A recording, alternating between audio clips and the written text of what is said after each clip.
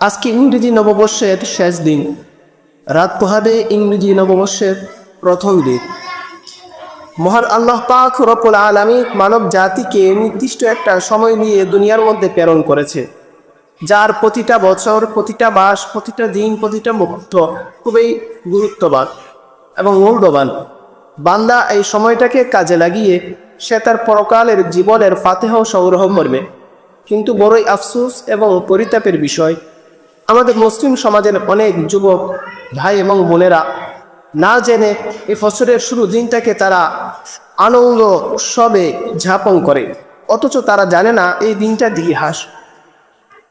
খ্রিস্ট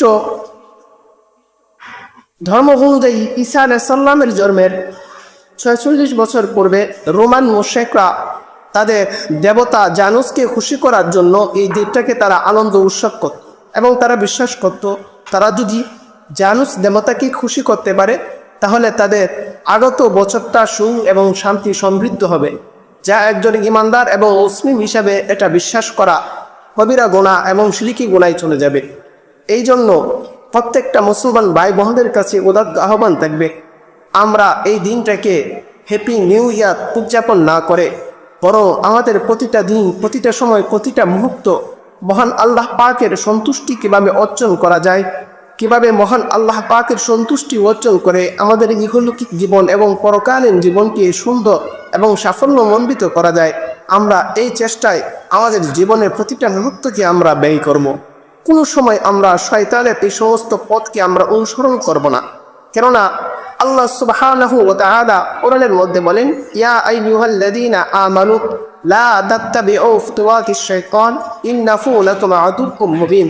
হে ঈমানদারগণ, তোমরা কখনো শয়তানের পদাঙ্ক অনুসরণ করিও না, কারণ শয়তান হচ্ছে তোমাদের সবচাইতে বড় দুশমন, যা সুস্পষ্ট।